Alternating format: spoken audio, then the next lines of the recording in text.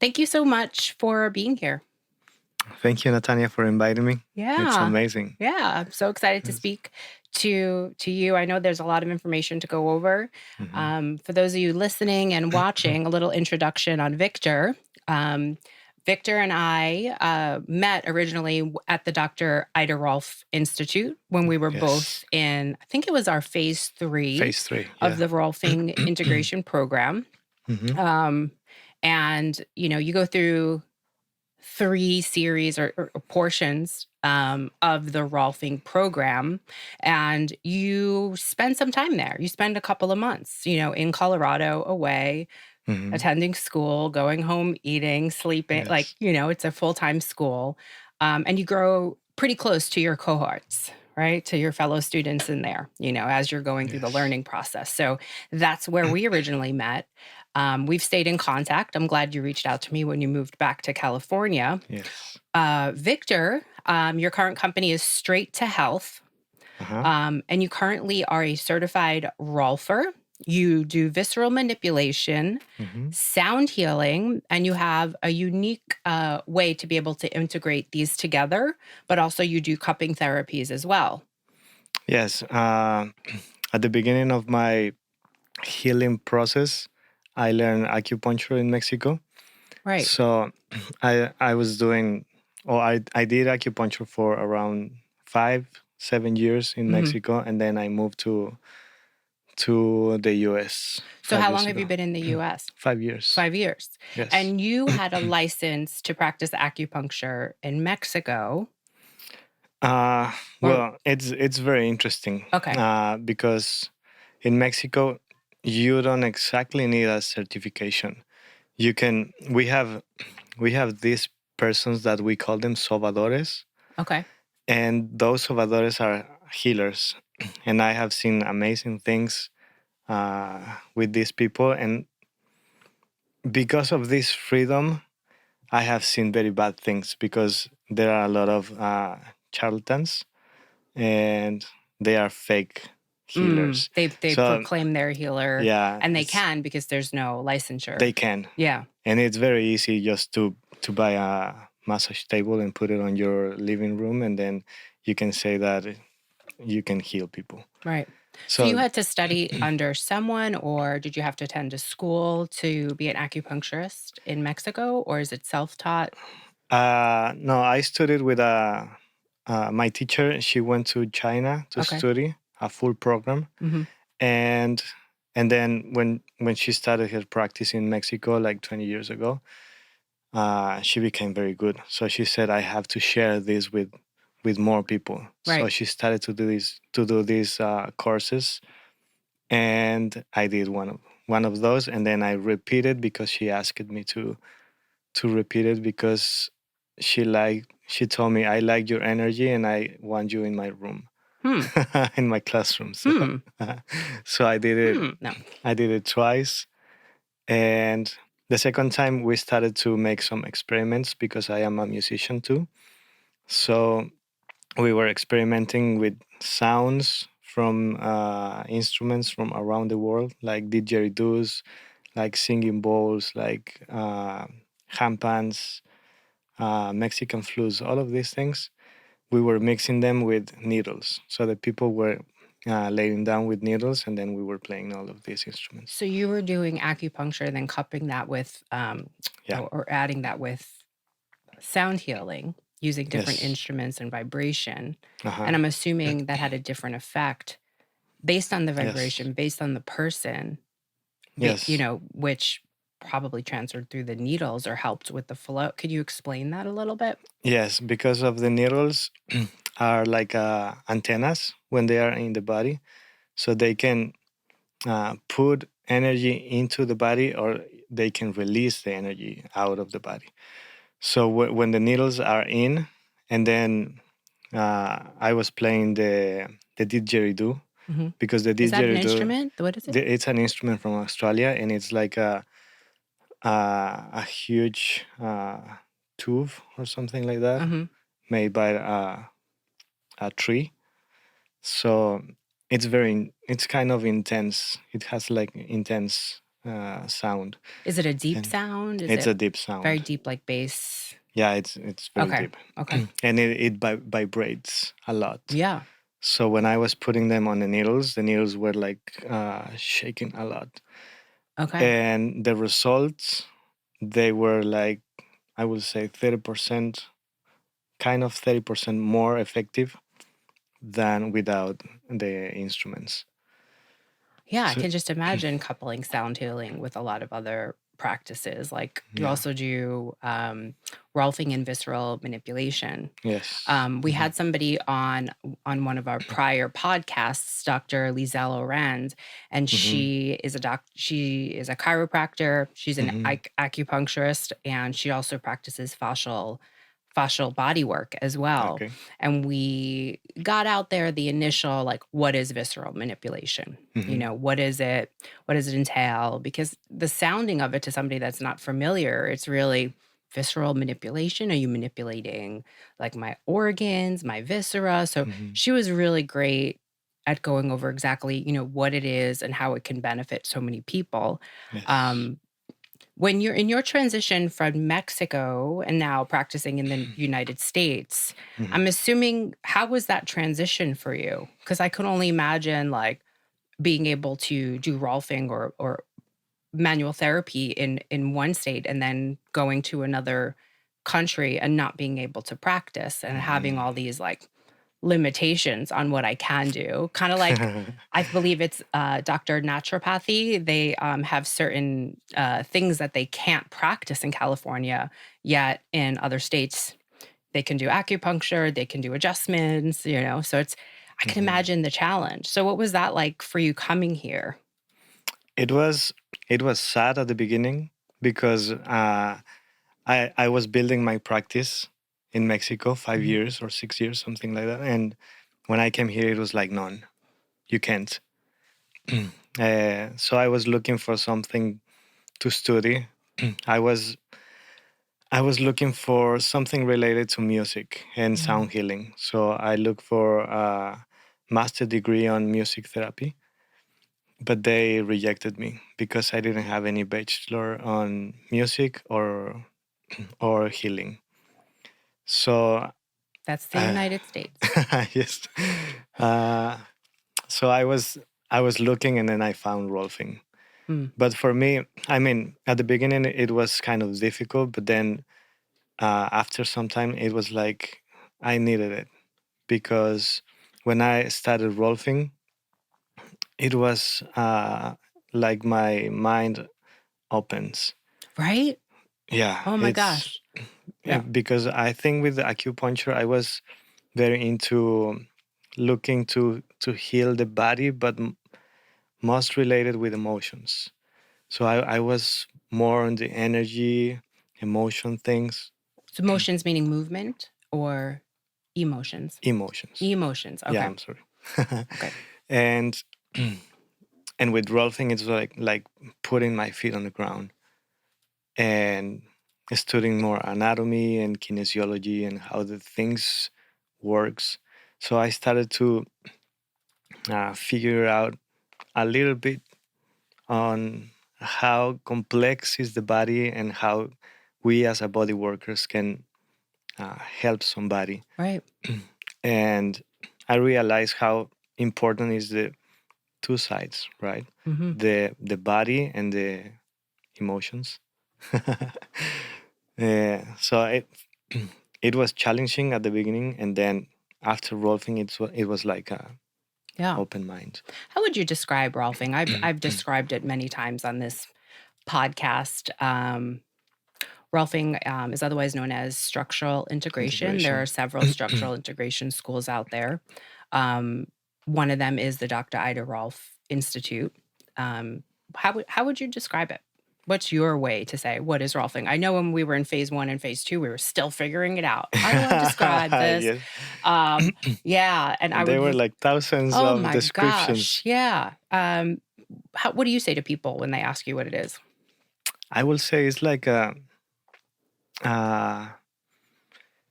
relearn how you feel into your body.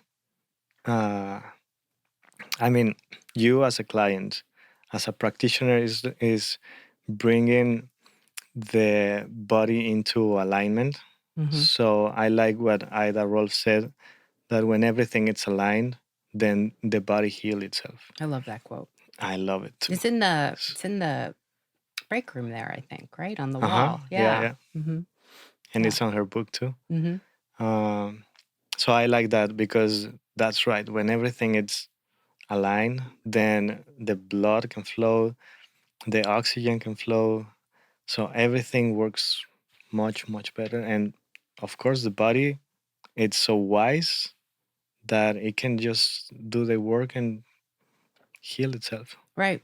It is So, yeah, the body is very, very wise, right? and if you see it from as a client, it's like how how can I feel my body again without any pain, Mm. right? Without any weird sensation, that I can go ease in my life. I can do my activities as I used to do it when I was very young. I don't know. It's Yeah. free learning again. Yeah. And what are the types of modalities that you use in your sessions? Like I know, so rolfing is a form of let's just describe it as deep tissue Hmm. massage, like not really massage, deep tissue work. But it also is lighter as well. It has a spectrum of touch, and I think Yes. sometimes when I say deep tissue, people think like hard pressure, painful, like elbows. But it's important to Hmm. also get out there that rolfing, it has its goals. Hmm. And, the variety of touch has such a spectrum to it where sometimes there's no touch at all required and just having present sometimes. But I mean, it Hmm. does require hands on, manipulation or Yes. techniques where we use our hands and the fascia in the body. It also involves movements, Hmm. having people connect back to, now that they're in that alignment, how to move with Yes. freedom. But the interesting thing is you also incorporate visceral Hmm. manipulation. I mean, they're two separate things. Yes. Visceral manipulation. Did you study at the Barral Institute? I Okay. did. Hmm. Right. So initially, visceral manipulation is from Jean-Pierre Barral, and he Hmm. brought this incredible system to practitioners so we can learn it. Yes. Um, how would you talk to me about your visceral manipulation and how you incorporate that maybe in your sessions, or do you? Yes. Yes. I Okay. do. Sometimes I tell to the clients, and sometimes I don't even say it. Well, like Uh, when you're focusing on the particular viscera. yeah. Okay. Okay. Uh, and I am using the Chinese medicine too. Mm. Uh, because in Chinese medicine, I learned how to read the skin, the eye, the tongue, uh, the posture, Mhm. uh, and with that, when I see the client, I can make some things in my mind like, oh, maybe the liver is it's a little bit it needs something, or maybe Hmm. the kidneys. Uh, Can you walk me through an example? yes. Maybe For example, a liver personality. a It's liver personality. Okay. Yeah, for Chinese medicine, Hmm. is divided in five, but the strongest one is the liver, and is the most common outside because we live in a stressful uh, life. So, and this is why I'm gonna make the liver example. Okay. Mm, when I see someone uh, that it comes like with a strong personality, that it wants to go straight to the table without doing any assessments, and those kind of personalities that they want to go to the point, or they come out with anger, and you can sense it and you can feel it, Hmm. then I see the liver needs to release energy. And Yeah. I mean, okay. So because I think I'm a straight ahead person. So I'm like, sorry to bring it back to myself again. Um, So if somebody coming in your room, that wants to get right on the table, wants to get right to the point, like your type A personality, you would say? Or I would is say, it a specific feeling? It's probably a specific intuition that you have. yeah, yeah. Yeah. So maybe not all of them, but No, no. yeah, And right. of course, there are levels of Mm-hmm. uh, energy stagnation Mm-hmm. or like strong than other ones. Mm-hmm. So when I see this kind of mm, personality, or me- is the personality, but in that particular moment, they are into a lot. So I know, and my voice changed. My voice is always like very kind and slow, It is. but with when I see this personality, then I go slower. Really? Yes, I can go that. That's And why you're so slow around me. No. so Okay. my therapy, my session started since when I see the people. Mm-hmm. So the client comes to the table and they come for rolfing. So I start the rolfing session, and then I use visual manipulation to see if there is something going on the liver, if there is fascial adhesions or lack of movement, uh, and usually it happens. Yeah. Uh, Yeah. And you probably see things because I study visceral manipulation also and yes. incorporate it. Hmm. But I think you have a very unique, you know, outlook on it because of the background you have in Chinese medicine. So it's Hmm. really fascinating to me. I'm connecting it through postures and body alignment and like Hmm. how the person's contouring towards a certain area. Yeah, yeah. Um, do you notice certain postures with somebody, liver? As you would say? Impostures. Yeah. Yes, yes. Okay. Uh, yes, because the liver can provoke fascial adhesions, and because the liver, when something happens uh, very strong, like a very angry moment, it's proven that the liver gets hot, Mm, and if it gets hot, then the rest of the organs, they will get hot. So, and that's not good. Uh, a good example could be when when you see blood coming out from the nose or from the gums. That's because the liver is so hot that the blood is coming up, because the mm, heat goes up, right? mhm, Uh, it's like a signal of something is going on, so you have to be aware. mm, And if you don't pay attention to this and you keep that emotions going on and making them stronger and stronger mhm. anytime, then you can have a stroke, because the heat, it goes all the way up to the head, and Interesting. then you can have a stroke. Huh. And these are the things that you learned with With acupuncture, yeah, it's called the 5 elements. the 5 elements, yeah. Hmm. I work with acupuncturists at, one of my offices in Say Heart Wellness in Hmm. Santa Monica, Hmm. and I'm always picking their brain because Rolfing fascial work goes beautifully with acupuncture, I Yeah. believe, and sound healing's like a whole other level. You also Yes. do, um not a whole other level, literally. Um, so you also do cupping therapies, and this is one of the Yes. things we were talking about, Hmm. because I think it's really I do myofascial cupping, fascial cupping, Yes. um, and there's different types. There's also cupping, that stems from Chinese medicine, and Hmm. talk a little bit about the cupping and how you incorporate that with your clients as well. Yes. The way I learned coping, when I was studying acupuncture, it was just for diagnose. Uh, and we use the cups in the back Mhm. because we have two meridians just besides the spines of the, Okay, so that's when you see like a traditional like cupping, you yeah, the see it traditional. all going all down the spine.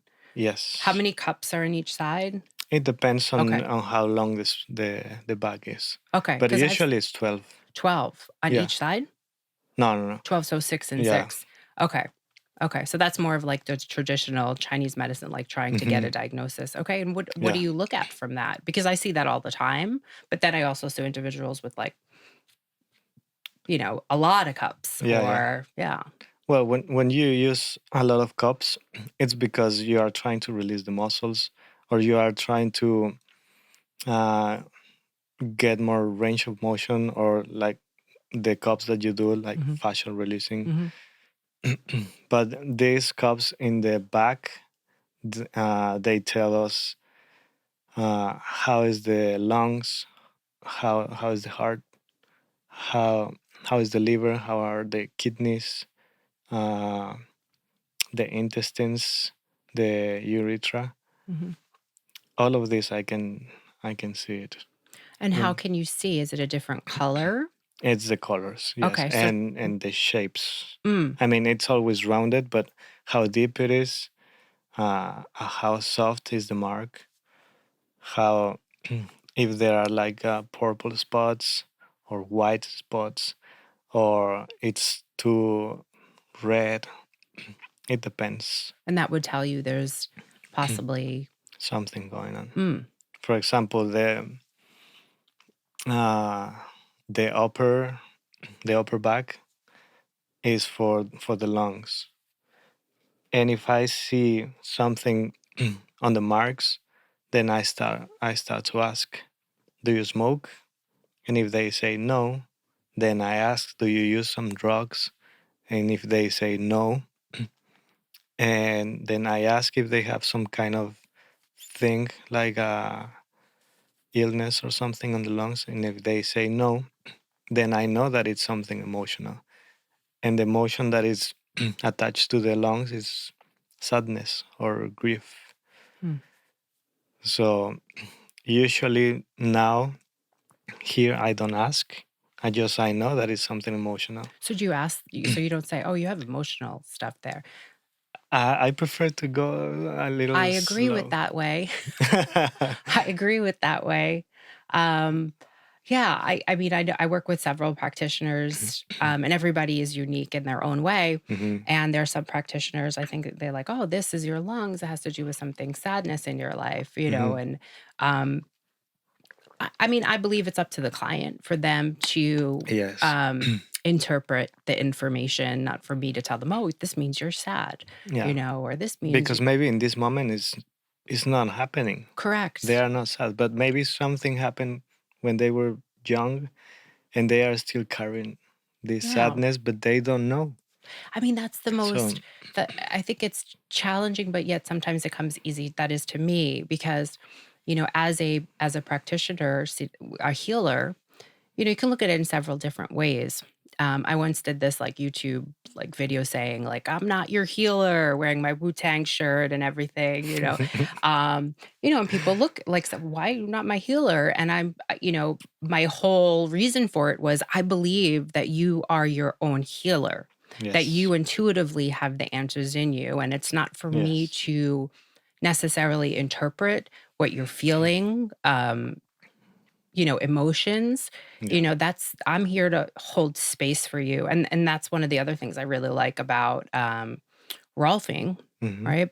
Is we deal with structure, right? Didn't Yes, Dr. I've heard it from so many of my mentors and teachers that Dr. Ida Rolf said, we deal with structure because that's what we can get our hands on in regards to when we talk yeah, about the potential of somebody and the possibilities for them in life and yes. engaging in life. Like we can get our hands on the structure, but what they're feeling, what they're going through, the It's another environment, I word. mean, how they're interacting with it's everybody's so different, right? So that's why I like it. It keeps it, we deal with structure, Yeah, you for know. me, it's like giving them tools and a little push to this is your journey. So this is what I can help you with, but is your life, is your journey, and you know how to deal with it. Yeah. And if you need help, then look for help. Yeah.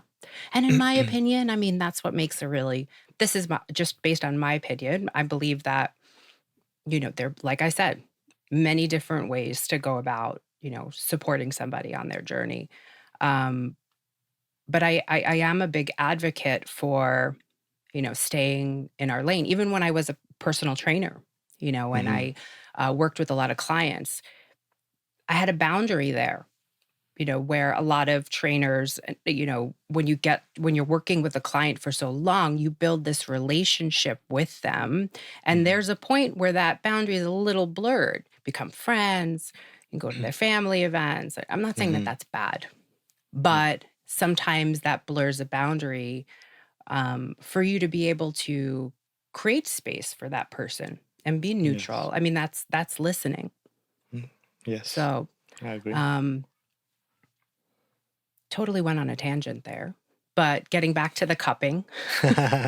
um, how else do you start your sessions with cupping typically? Like, how would a session be structured with you based on, these different modalities that you could Mhm. incorporate together? I'm just uh, building these sessions with copying and visual manipulation. So it's not like very solid, Hmm. but it's gonna be an hour session, I think, Hmm. around an hour, Right. and it's gonna be like that. So first thing is gonna be the copying, so I can see what's happening. Uh, I remember Tessie. She said one time, "You can lie to me, but your body is gonna give me the truth." Yeah. So Tessie it's was our teacher in phase three, an phase three. incredible teacher. Yeah, amazing. Yeah. Yeah. She was So incredible. so she said that you can lie to me, but your body is gonna say the truth, and that's right. It's the same with the cups. So That's why I get nervous in front of some practitioners. I'm like, I know you're reading my body language right now. Stop it.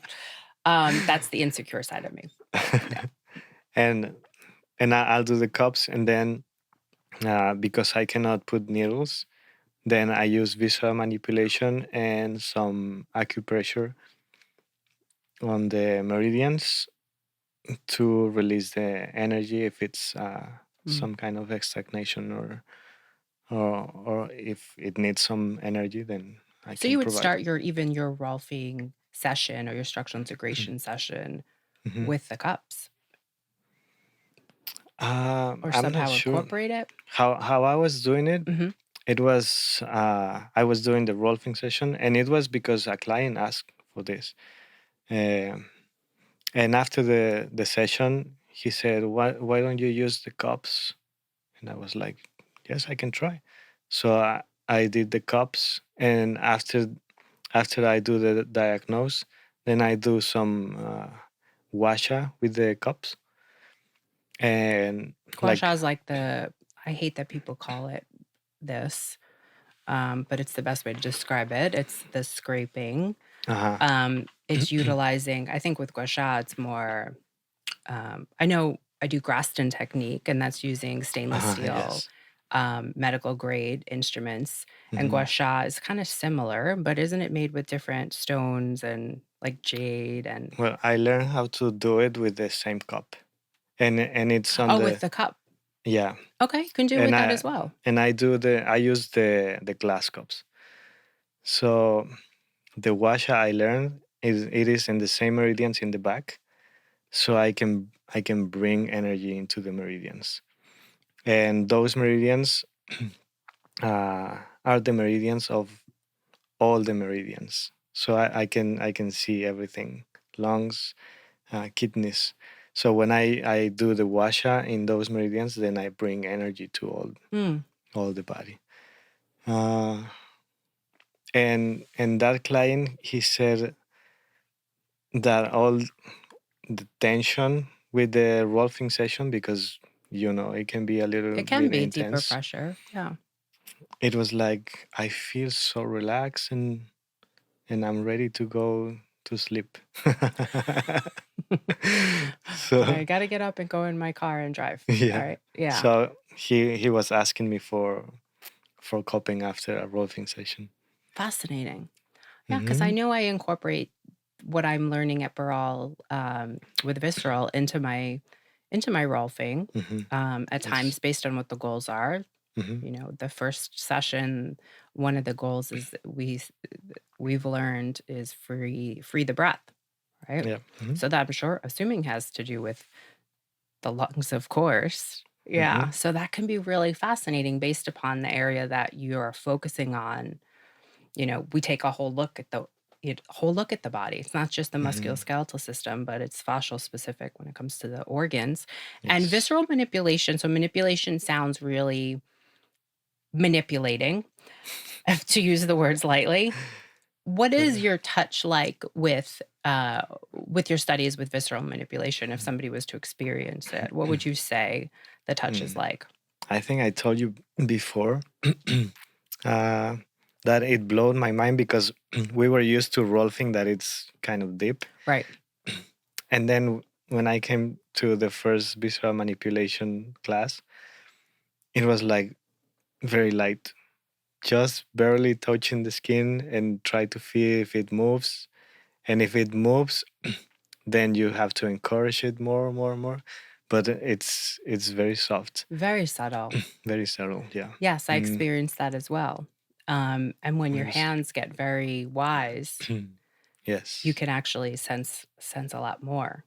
Yes. And you can get through the organs Hmm. because you can sense a kidney if you touch the abdominal area. So you get through the stomach and then to the pancreas, and then you can feel the kidney. And at the beginning, it was like, no way. I was like that also. And then when I felt it, it was like, this is crazy. Yeah, you have to feel it. Hmm. One of our teachers, I don't know if you've ever gone to a course by him, Juan David. I He's know him, but Yes, he was my phase 1 and phase 2 teacher, okay. and he would describe it as mustard.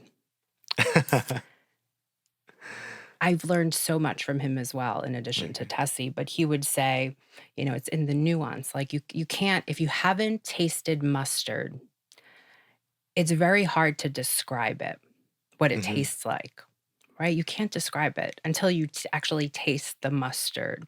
Yeah. Then you can, it's like you have to taste it in order to, and then you still maybe can't Okay. even explain it, Hmm. right? Yeah. So it takes you having to go through the process to actually be like, okay, Hmm. I'm a believer. Yes. Yeah. And when you believe it, then things happen. Yeah. Then you can treat the kidney because you are feeling it, and then you can feel how it moves, and then you can encourage it a little more. And when the client is like, I feel that, Yeah. it's like, all right. So do It's you oh, sorry. no, no, it's impressive. It's very impressive. Do you incorporate sound when you're working with somebody? Do you have music on? Do you do certain things with sound based upon the client or the session? I just use my tuning forks, Okay. and it can be at the beginning of the session. If I see them, uh, it comes again the Chinese medicine. If I see them that they are in a rush because of the traffic, because of driving, because I don't know many things. If I see them that way, then I use my tuning forks at at the beginning, and I use two tuning forks that it's uh it's a perfect interval for relaxing. Hmm. Uh, if they come just calm at the beginning, then I use it at the end of the session. Now, you did Just some research, you were telling me, in yes, regards to sound in Mexico. yes, Can you talk a uh, little bit about that? Because that sounds yes, fascinating to me. yes. We did a huge research on music around the world, so we learned Indian music, how they were using the ragas, the talas, how they were using the Indian instruments, and then the Arabic music, the Celta music. I learned how to use the didgeridoo. It's from Australia. Turkish music, Mexican music for ceremonies. Of course, African music. Uh, and it was not just learning how to use the instruments, but how they were using. For example, the didgeridoo, it was it was used to scare big animals, to push them away. So they were using some didgeridoos at the same time, so they can sense like a huge entity, so they were not coming. If the animal, it was a danger for the community. But they were using it to hunt. So they were using lighter sounds with the didgeridoo so they can bring animals to hunt. And they were using for healing in ceremonies. Mm, What type of so healing? Just general. just, yeah, most it was related with emotions. And because they believed that emotions, they were creating illness in the body. So, and that's just one instrument. There are many instruments that they were using it for healing. So do you have Well, these different most of them. instruments and incorporate them? That's really fascinating. Like, Yes, oh, I I want to have them. create this type of healing. I'm going to take out my. Yes, yes, I I know I have. sound really simple when I talk about it, so No, no, excuse it's me. fine. It's fine. um, so you could incorporate a different instrument based upon. Yes, Huh. And do you bring yes. this out in your sessions? No, no, no, Okay. no. Uh, that could be just a individual sound healing session that Hmm. I can use different instruments for healing. Wow. But now I'm doing like group sessions. What are your group sessions like? Um, it's like they are laid down on the Mhm. floor, and I have like a setup of my instruments, all the instruments, because I'm doing it with a friend. He's a musician too, and I call it a journey. Journey. Yeah, because in my head, it's like I want you to get deep into you, so you can find something that is bothering inside, those emotions that you don't want, but you are uh, put them very deep inside because you don't like them, or it was so painful that you put it very inside. And in my head, in my beliefs, it's like with these instruments you can get in, and then we can shake them, and with other instruments you can just like release them. And I saw it. I had a beautiful experience in Mexico with a girl that she came with to a session, and at the end she was crying, but a lot. Mhm. And then she said, "Can I hug you?" Because I was doing it with my teacher, acupuncture teacher. And she said that she was abused when she was a kid, and she was like, "I tried everything, uh, psychologist, I don't know, many things." And she said, "Now I understand how I can get rid of this. I found it, and now I'm free of it." I And love that because that's just another example also of something that I've been talking a lot about is, don't stop your journey. So I like the word that you're using, like in mhm, what what you want from life or what you would like to do in regards to your potential or like I mhm, keep saying possibilities. yes, You just find a way, just keep trying different things, mhm, talk therapy, it works phenomenal for some people, but not for mhm, others. yeah, yeah, Um, mhm, there's many ways to be able to go about getting in touch with the body. And this person found it through sound. yes, yes, Yeah. mhm. So that's incredible. And it's same as the therapies that we do. And I remember Tessie, she mentioned, I think it was on phase two, that she said, you will have clients that they will come for 30 years with you, and they will be s- with you because you are the practitioner.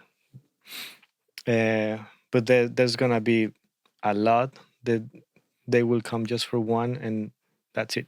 You won't see them again ever, because Rolfing, it wasn't the therapy that they needed, or maybe your hands. And it's not that you are a bad practitioner, it's because they need something They need else something else. or someone else. Correct.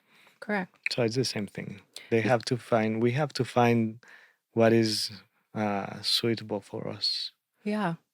I tell that a lot of times to clients. I'm like, if you work with me, and it doesn't seem to be the support that you're looking for, let's find you somebody else. That's why I like partnering with other practitioners, because Hmm. somebody might come to me for rolfing and I might be there, or body work or fascial therapy or visceral, Yep. and I might not be the person, just like Yeah. Yeah. dating, I say, Yeah. Yeah. there's a person for everybody. So um I think it's great that you bring that out as well. Mhm. Before I end, wanted to ask you, if you were to go back, let's say to an individual first embarking on their journey to become well, let's just use wellness, right? And whether Mhm. they know there's maybe something there emotional, they have some health concerns as well, they're starting Uh-huh. their journey.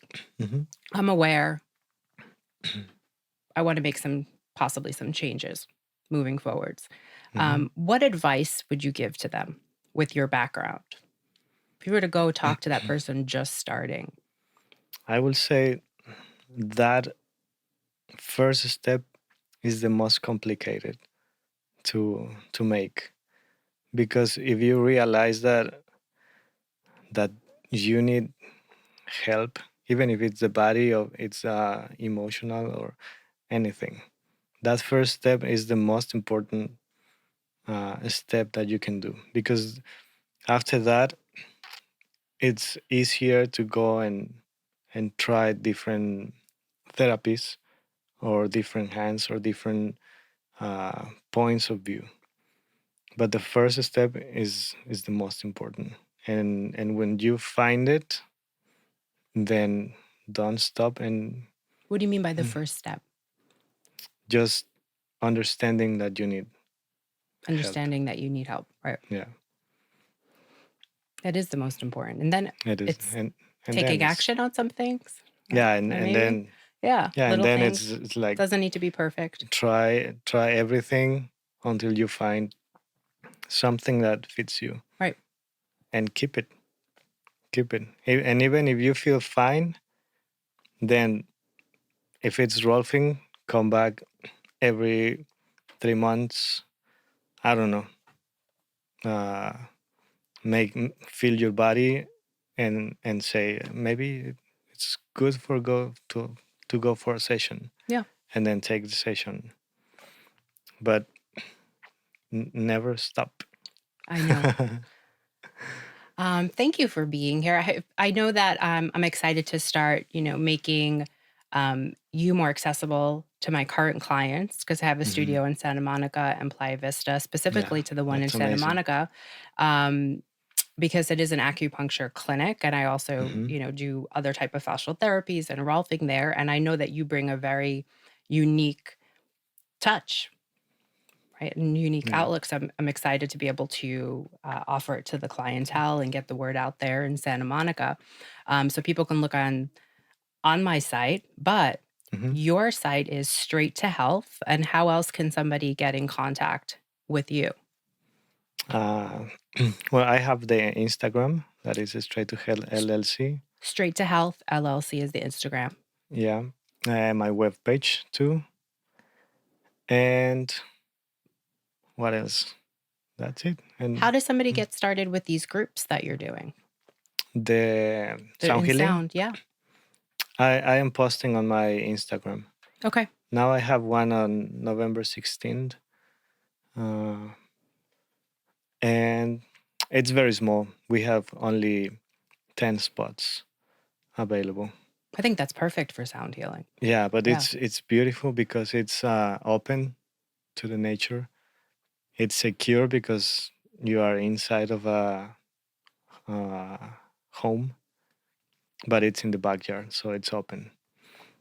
Uh, and Great. for me as a practitioner, it's beautiful. And the people that they came, the last two, they said they enjoy it a lot. So I'm gonna have to be there next time. yeah, November 16th. please. I don't know if this podcast will air by then, so somebody can definitely look at your Instagram for future Yeah. ones, which Mhm. is great. Anything else you want to add before we wrap up? Um, no, just tell uh, everybody who's looking, who's watching. I'm sorry. Just be happy. Less drama. There we go. That's really good and advice. and Thank you. thank you again, All right. Natania. Yes.